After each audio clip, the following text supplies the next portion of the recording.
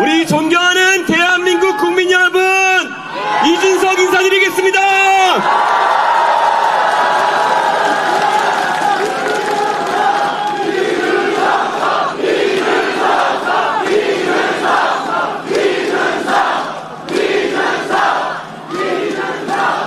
오늘 우리는 대한민국에서 기적을 만들기 위해 모였습니다. 맞습니까?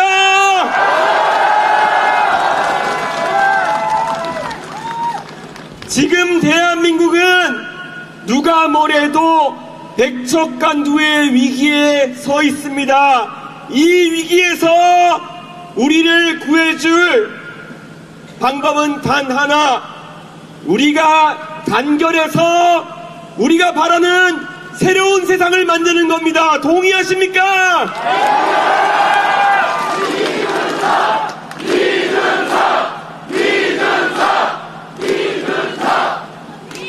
진짜 저 올해로 정치한 지 14년이 되었습니다. 그동안 정말 많은 사람들의 선거를 도와봤고 그들이 꾸는 꿈에 함께해서 대한민국을 더 나은 곳으로 만들고자 하는 노력을 해왔습니다. 때로는 성공적이었고 누구도 따라오질 못할 만한 그 분야에서의 업적을 쌓았습니다.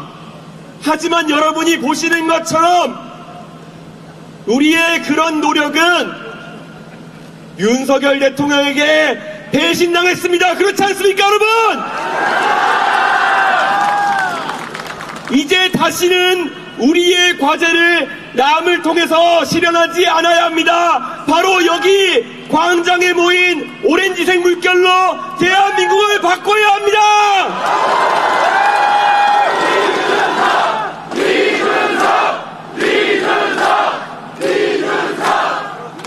우리가 상대해야 하는 이재명 후보는 대한민국의 전혀 엉뚱한 방향으로 이끌려고 하고 있습니다. 그 대한민국은 전혀 미래를 고려하지 않은 파퓰리즘에 찌든 그런 미래입니다. 여러분, 이제는 파퓰리즘의 고리를 끊고 우리 미래 세대가 안심하고 살아갈 수 있는 지속 가능한 대한민국을 만들어야 하는 거 아니겠습니까?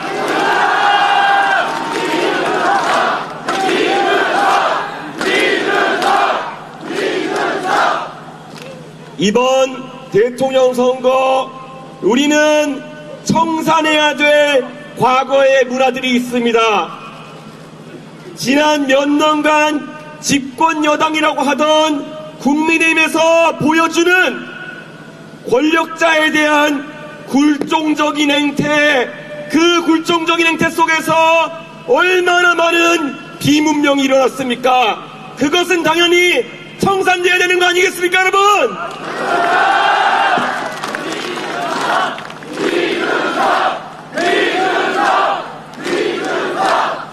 윤석열 정부의 그런 구태를 청산하는 것에 더해서 우리가 청산해야 되는 것은 흡사 본인이 벌써 권력을 취득한 양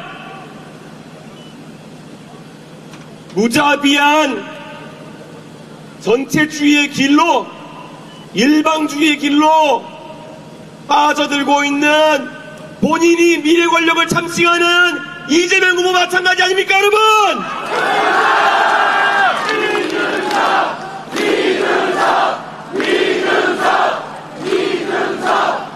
낭상 속에서 계엄을 터뜨린 사람이 위험한 것처럼 벌써 권력을 득한 양 본인이 장악한 입법부에 더해서 사법부까지 장악하려고 드는 저 행태, 바로 우리가 독재자들에게서 봤던 그런 모습 아니겠습니까, 여러분?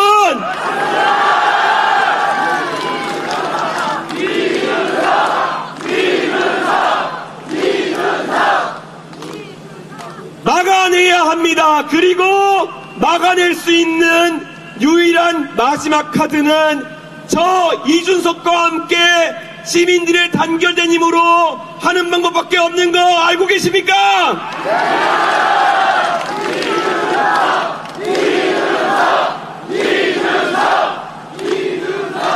이미 지난 며칠간 국민의힘은 그들이 대권 승리에는 전혀 관심이 없다는 것을 만천하에 생중계했습니다. 그들에게는 대한민국을 포퓰리즘에서 구해낼 대의 명분이 아니라 다 무너져가는 집에서 뭘 들고 나올까 하는 그런 당권 싸움의 본질만이 자리하고 있습니다.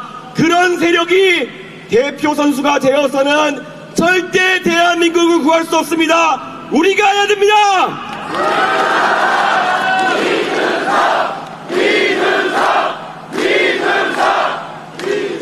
원래 대통령 선거라는 것은 그 팀에서 가진 가장 강력한 카드를 뽑아들여서 국민에게 선보여야 하는 것입니다. 그런데 이번에 국민의힘에서 보여준 추태는 자신들이 경선 절차를 통해서 뽑아놓고도 저 사람은 우리 대표 선수가 아니다 이렇게 말하는 모순 속에 빠져 있었습니다. 이런 식의 기초적인 정당 민주주의도 지키지 못하는 세력에게 저 골리앗과도 같은 이재명을 상대하는 역할을 맡길 수가 없습니다. 그들은 지금까지 그래왔던 것처럼 또다시 나가서 이재명에게 패배를 당할 것이고 이재명에게 승리의 영광을 안겨줄 것입니다. 이제는 우리가 막아야 됩니다. 그렇지 않습니까?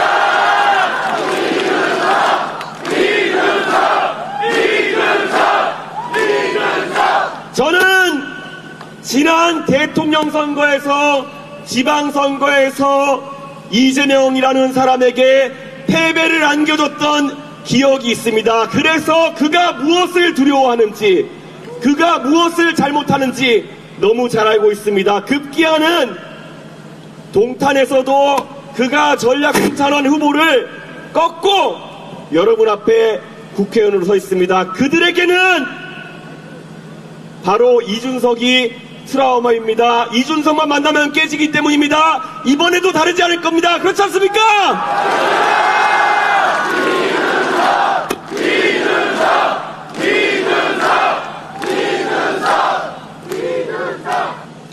오늘 이재명 후보가 첫 유세지로 동탄을 골랐다고 합니다. 언제부터 그들이 그렇게 동탄에 관심이 많았습니까? 그저 잡아놓은 고기처럼 여기던 동탄이 그들에게는 너무나도 잔혹한 트라우마로 남아있기 때문에 첫날부터 그런 두려움했던 선택을 하는 것 아니겠습니까, 여러분?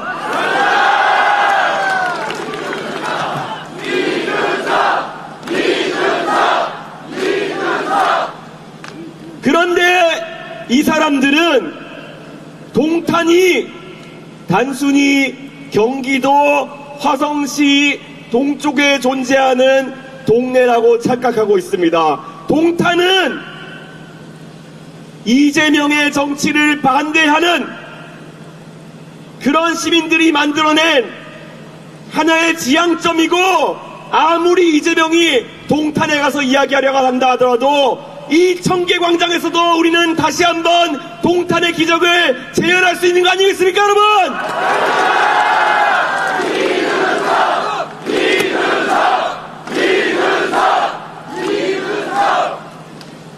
전국의 모든 대한민국을 걱정하는 시민들이 동탄이 되어서 들불같이 일어난다 그러면은 우리는 다시 한번 이재명 후보와 그를 따르는 무리들에게 트라우마를 안겨줄 수 있을 것이고 그리고 대한민국을 구할 수 있을 것입니다. 앞으로 3주의 시간이 남았습니다.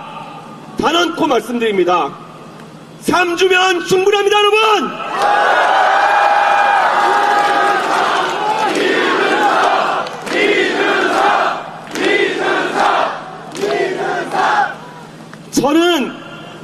정치를 하면서 정말 많은 황당한 상황을 겪습니다. 그리고 때로는 유혹도 받습니다. 내가 어떻게 하면은 편한 방법으로 정치를 할까? 어떻게 하면 유권자를 속여가지고 표를 받아볼까? 많은 고민을 합니다. 항상 그렇지만 제 입 밖으로 그것이 나가기 전에 저는 필터링이 됩니다.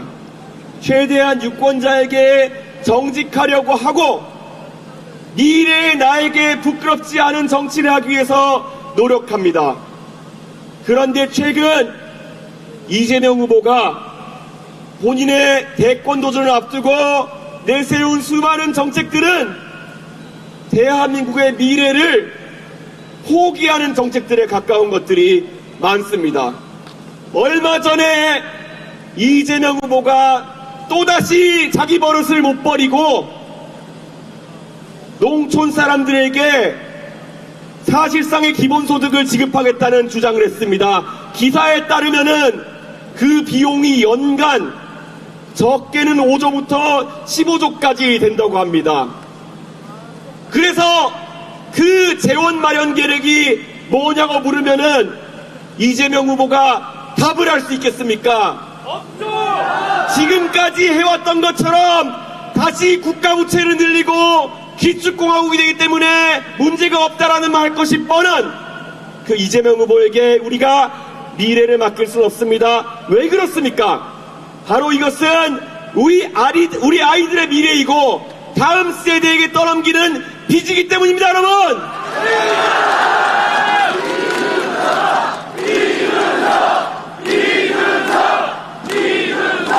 제가 올해 나이 40이 되어서 대통령 선거에 출마할 수 있는 그런 나이가 됐습니다. 40이 되면 보통 그 나이를 불혹이라고 합니다. 유혹에 빠지지 않는다는 이야기입니다. 그러면 왜 대한민국의 대통령 선거를 40살부터 출마할 수 있게 해놨을까? 그런 가벼운 유혹에 빠져서 대한민국의 대사를 그르치지 말라는 의도라고 저는 생각합니다. 그런데 이재명 후보는 이미 불혹을 한참 지난 나이인데 그 작은 표를 가지고 장난치는 유혹을 넘어서지 못해서 대한민국의 젊은 사람들의 미래를 팔아넘기려고 합니까? 이런 사람 심판해야 되지 않겠습니까, 여러분?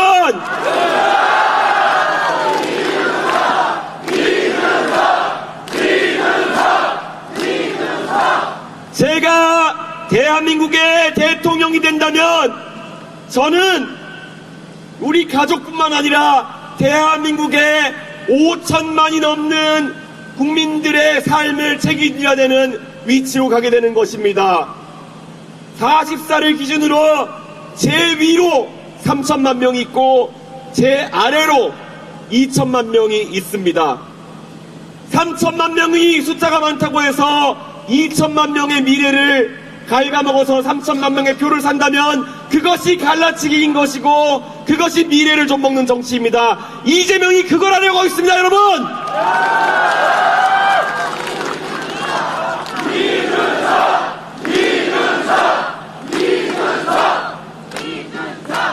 저는 대한민국의 미래를 과학기술에서 찾습니다. 저도 어릴 때 과학도를 꿈꾸며 열심히 공부하던 그런 시절이 있기 때문에 그 과학기술인들이 무엇을 원하는지를 너무 잘 알고 있습니다. 그들이 대한민국에서 바라는 것은 연구에 집중할 수 있도록 해달라는 것입니다. 그리고 자신이 다른 선택을 하지 않은 것을 후회하지 않도록 하는 것입니다. 내가 왜 어릴 때 의대를 가지 않고 과학자의 길을 갔을까 후회하는 사람이 생긴다면은 어느 누구도 대한민국의 과학 발전을 위해서 힘쓰지 않을 것입니다. 그래서 저희는 이번에 약속합니다. 저 이준석이 대통령이 되면은 우리는 과학기술 그리고 연구자들을 최대한 우대할 것입니다. 그리고 그들은 우리의 천병이 되어서 바로 앞에 다가온 중국과 미국과의 과학기술 패권 경쟁을 승리로 이끌 것입니다, 여러분!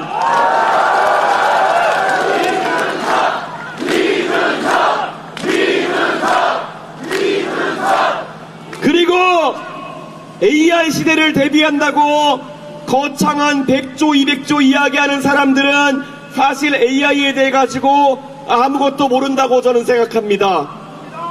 AI 연구, AI 개발, 사업화를 위해선 대한민국에 무수히 많은 인재들이 필요합니다. 이 인재들을 육성하는 기본이 바로 우리의 교육을 강화시키는 것이다. 공교육을 통해서 더 많은 인재가 육성돼야 된다. 동의하십니까?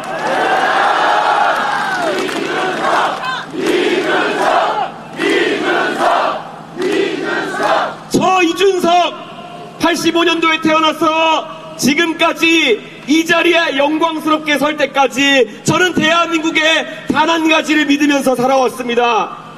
열심히 공부하면은 결국 대한민국은 공정한 사회로서 나에게 길을 열어줄 것이고, 그리고 나의 이 이야기가 내 뒤에 따라오는 후배들에게도 적용될 것이다. 저는 그렇게 믿고 살아왔고, 그것이 제가 지키고 싶은 대한민국의 모습입니다. 저랑 같은 꿈을 꾸십니까, 여러분?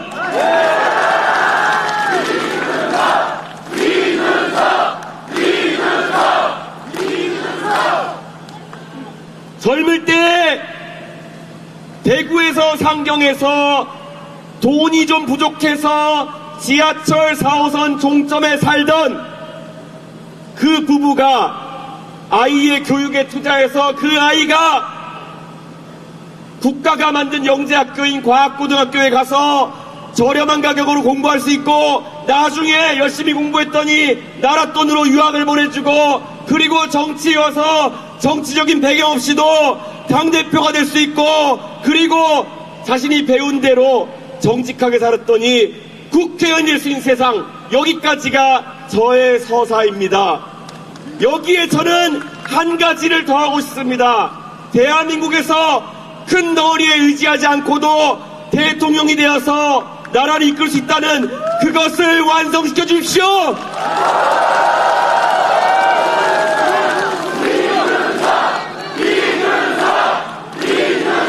왜냐하면 제가 만들어가는 이 서사는 여러분의 가족 중에 아들, 딸, 손녀, 손자들에게 그들이 따라가고 싶은 길이 될 것입니다. 그들이 이준석을 보면서 나도 노력하면 저렇게 될 수 있구나 라는 꿈을 꾸고 열심히 공부하고 노력할 때 그것이 대한민국이 다시 한번 멋지게 성장하는 그런 길 아니겠습니까, 여러분?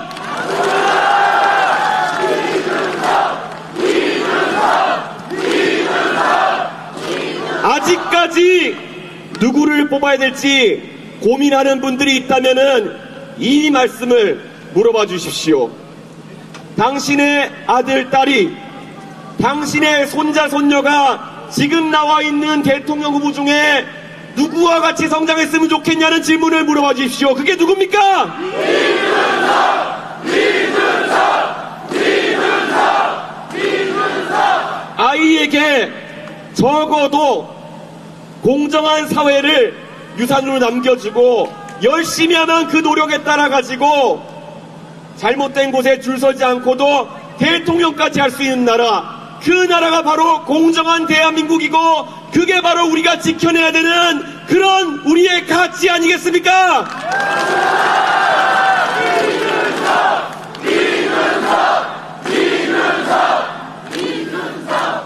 만약에 거짓말하고 음주운전하고 자격사칭하고 이런 것에 연루되는 사람이 대한민국의 대통령이 된다.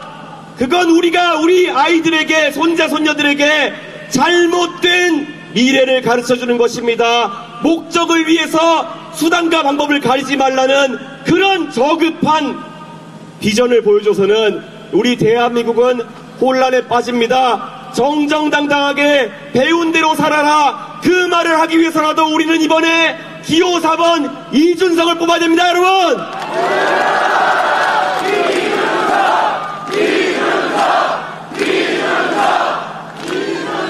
아직까지 대한민국에서 30대 이준석이 큰 당을 이끌어가지고 선거 승리하는 모습을 보고도 이준석이 아직 40대라 가지고 나라를 이끌기 어렵지 않느냐라는 말을 하는 사람들이 있다면은 왜 당신은 미국의 케네디 대통령이 43살에 그 엄중한 상황에서도 나라를 이끌었던 거를 왜 그런 것에 대해서 말하지 않느냐 이렇게 물어봐 주십시오. 왜 영국은 위기 상황이 있을 때마다 노동당도 보수당도 젊은 당수를 세워가지고 위기를 돌파하느냐.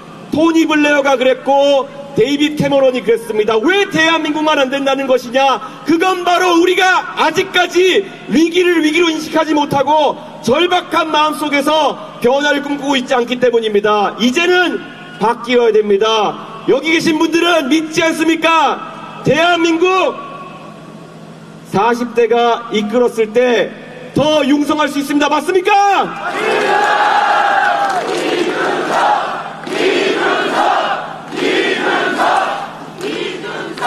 저는 정말 약속드리고 싶습니다. 대한민국에 다시는 비이성적인 주장이 자리하지 않도록 대한민국의 정치 문화를 바꾸고 싶습니다.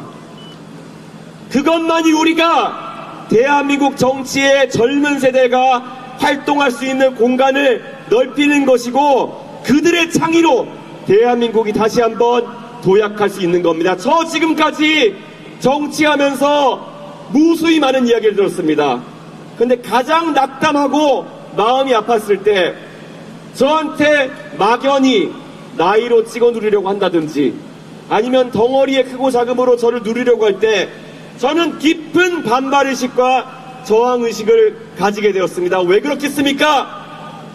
저에게마저도 그런 이야기를 한다는 거는 아마 저보다 젊은 사람들에게 사회 곳곳에서 벌어지는 그런 가스라이팅과 비슷한 것이 아닐까 그런 생각을 했습니다. 이제 제가 그것을 돌파해내겠습니다. 각자 계급장을 떼고 나이에 많고 적음이 아니라 정말 합리적인 이야기를 하는 사람들이 대한민국을 이끌 수 있도록 그 문화를 바꿉시다, 여러분!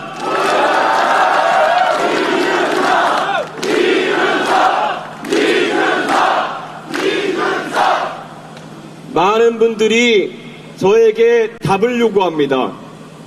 어떻게 하면은 지금 저렇게 강성해 보이는 이재명이라는 후보를 꺾을 수 있는가? 그 답을 알려달라. 이렇게 이야기합니다. 그 답은 정말 간단합니다. 우리는 저들이 가진 만큼의 유세차도 없습니다. 고작 4대 있습니다. 하지만 이 4대 유세차면은 충분합니다. 왜냐? 다음에 저희가 서울에서 다른 장소에서 모일 때 그때 여기 계신 분들이 한 분 한 분 3명씩만 더 모이자 라고 하면은 지금의 3배의 인원이 모이고 그리고 그분들이 또 3명씩 모이자 그러면은 9배, 10배가 되는 것입니다. 우리는 여기에 익숙합니다. 왜 그렇겠습니까? 우리는 동탄에서 그 기적을 봤습니다. 그렇지 않습니까, 여러분?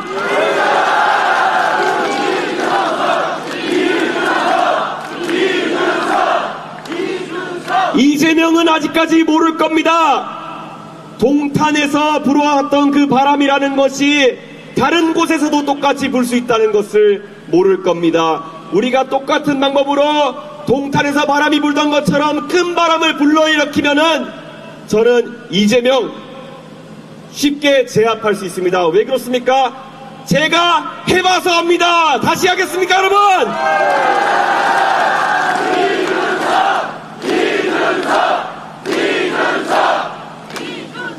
저는 여러분에게 그래서 이번 주에 우리의 목표치에 대해서 이야기하겠습니다.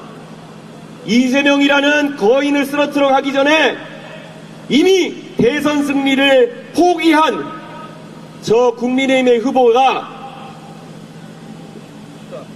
이제는 더 이상 선거에서 영향을 발휘하기 어렵게 눌러야 됩니다. 그렇지 않습니까, 여러분?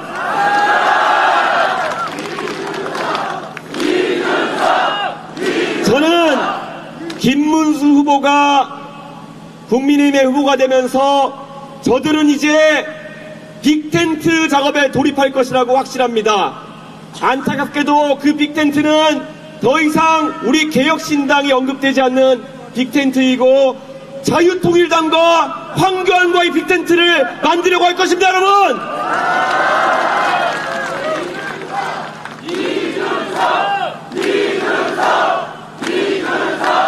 기회가 왔습니다. 지금까지 대한민국의 중도 보수 세력을 괴롭혔던 음모론자들과 극우에 가까운 사람들, 이번 기회에 다 뭉쳐서 한번 붙어보자고 하십시다. 우리가 지금 이 자리에 서서 이야기하는 보수의 담론이, 중도의 담론이 오히려 대한민국 다수의 지지를 받을 수 있다는 것을 보여줘야 됩니다. 맞지 않습니까, 여러분?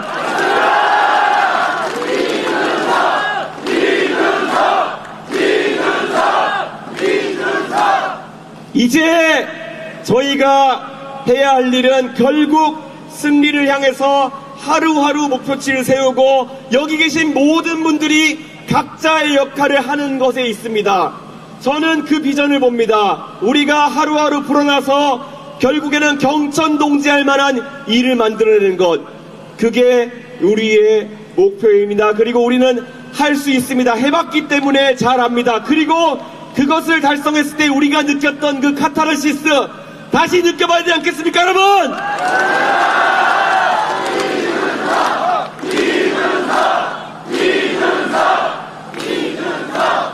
저는 오늘도 일정을 마치고 지방에 가서 또 많은 사람들을 만나야 합니다.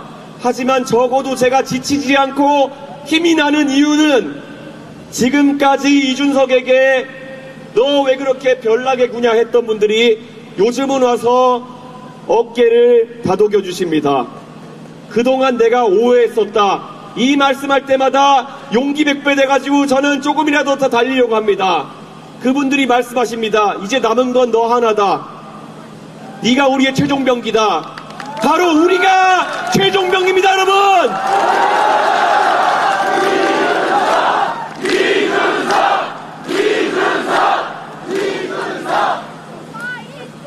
제가 지금 이 자리에 서 있게 된 것도 어떻게 보면 예기치 않은 그런 상황 때문에 발생한 운명입니다. 아무리 윤석열 대통령이 이상한 사람이로서니 계엄을 할 거라고 예측했던 사람들은 없었을 것입니다. 우리에게는 개혁신당만의 이정표가 있었습니다. 차근차근 준비해서 대한민국의 정치를 점진적으로 개혁시키는 우리의 목표가 있었습니다. 하지만 조금은 예기치 못한 시점에, 우리가 준비가 덜 된 시점에 이 큰 전쟁을 맞이하게 됐을지도 모릅니다. 하지만 질 수 없는 전쟁입니다. 꼭 이겨야 됩니다. 대한민국의 마지막 보루가 우리 개혁신당이 되어야 된다는 생각을 저는 가지고 있습니다. 그렇지 않습니까, 여러분?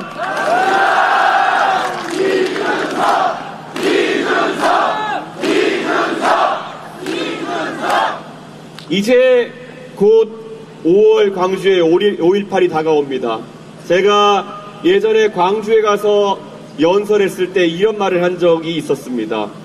그 당시 5월 18일 그리고 그 며칠간 쓰러져 갔던 많은 분들은 일상을 살고 있다가 어떤 세력에 의해서 졸지에 대한민국의 민주화 운동에 선봉에 세우게 되었습니다. 그리고 그 구슬픈 투쟁은 너무나도 참혹한 과정을 겪어냈고, 하지만 그 결과를 통해서 우리는 지금의 민주주의를 달성을 했습니다. 이번에 계엄을 통해서 대한민국에 닥친 위기라는 것은 너무나도 상실감이 크고 우리가 겪어야 하는 비극입니다. 하지만 이 과정을 우리가 떨쳐내고 만약에 그 희생과 아픔을 딛고 새로운 민주주의가 탄생할 수 있다고 한다면은 우리는 충분히 그것을 민주주의의 이정표로 축복하고 기릴 수 있는 겁니다. 이번 6월 3일에 우리는 대한민국 정치가 한 단계 더 도약하는 그런 이정표를 만들 것입니다. 그렇지 않습니까, 여러분?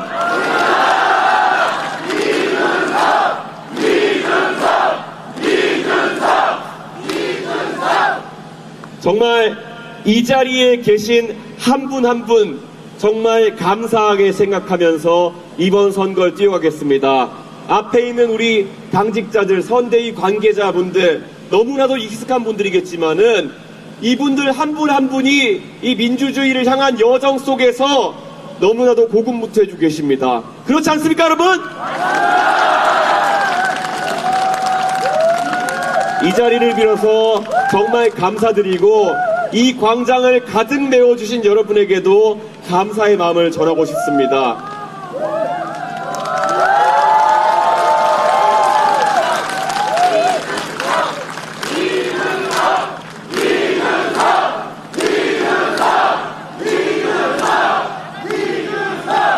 이번 선거를 통해서 우리는 세 가지 교체를 이뤄내겠습니다. 이준석으로 정권 교체를 이루어야 됩니다. 그리고 우리는 젊은 세대가 뛰어놀 수 있는 세대 교체를 만들어야 됩니다. 그리고 반목과 대비 사라진 새로운 시대 교체를 만들어야 됩니다. 이것이 우리의 삼위일체가 된 교체의 사명입니다. 여러분 동의하십니까?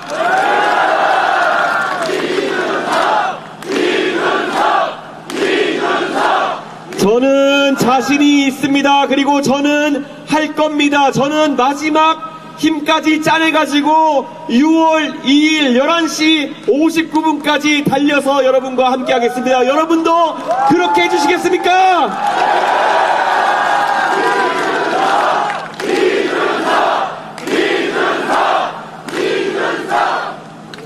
진짜 감개가 무량합니다. 여기 계신 한 분 한 분의 열성적인 대한민국 시민께서는 오늘 새로운 대한민국의 출발과 함께하고 계시다는 말씀을 드리겠습니다. 6월 3일 개표가 완료되면은 우리는 이것에 대한 자부심과 성과를 함께 누릴 겁니다. 그렇지 않습니까?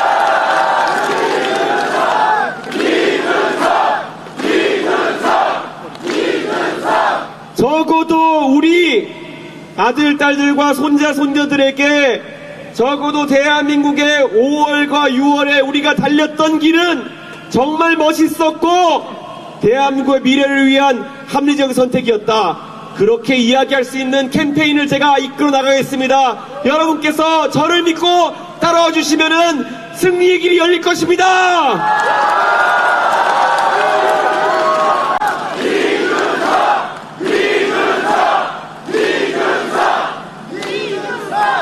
오늘 정말 감사합니다. 그리고 우리가 이제 앞으로 22일간의 캠페인 동안 정말 많은 굴곡이 있을 겁니다. 사실 지난 주말에 있었던 굴곡이라는 것도 어느 누구도 예상하지 못했을 겁니다.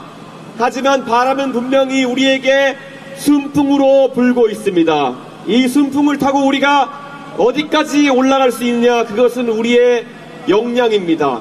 바람이 불었을 때, 시간이 맞았을 때, 운때가 맞았을 때 얼마나 치고 올라갈 수 있느냐, 그것이 우리 개혁신당의 역량입니다. 다 같이 한번 신나게 달려서 승리의 영광을 누립시다. 감사합니다.